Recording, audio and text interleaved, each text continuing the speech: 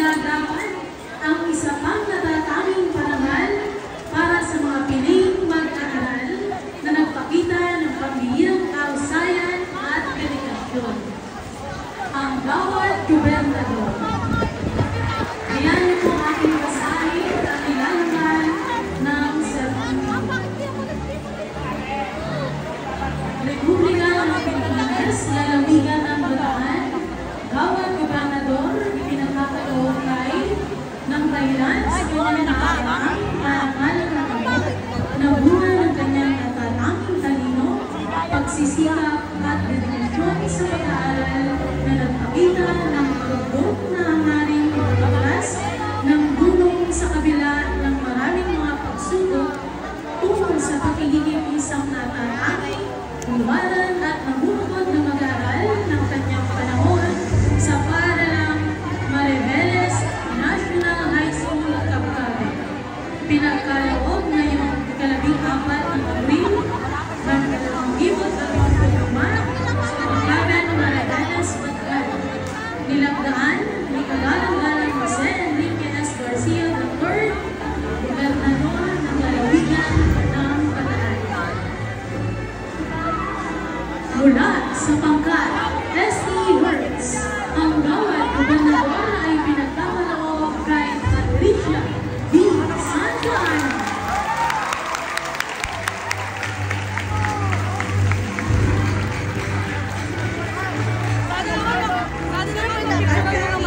Ang natatanging parangal para sa ating piling mag-aaral ay natatanging parangal para sa kanilang mga magulang. Ang dakila ka itay, dakila ka inay. Aking pong babasahin ang nilalaman ng certificate. Republika ng Pilipinas, lalawigan ng Bataan, dakila ka itay, dakila ka inay award, ipinagkaloob kina. Bilang pakilala at pagdakila sa kanilang pagpupursigi, pagpapakasakit at ibayong pangarap sa katuparan ng kanilang adhikaing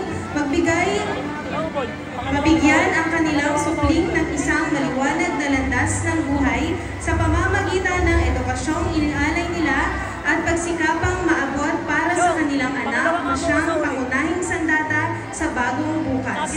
Ipinagkaloob ngayong 14 ng Abril 2025 sa Mariveles National High School, Cabcabel, Mariveles, Bataan. Nilagdaan, Carolina S. Violeta, pangsangay na tagapamanihala ng mga paaralang kagawaran ng edukasyon, Bataan.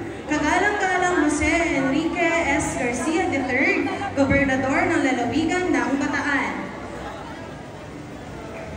Dakila ka itay, dakila ka inay ay ipinararangal kay Ginoo at Ginang Patrick John A. Santa Ana.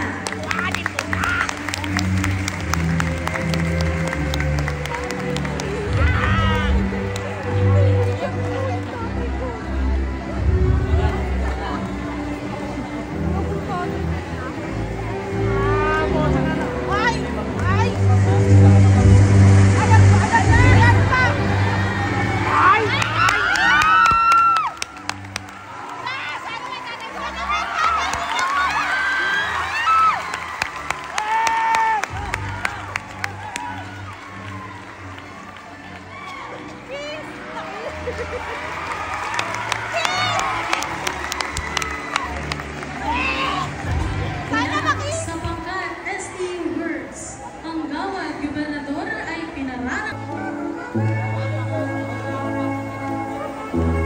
Ang barangay ay ipinararangal kay Jamaica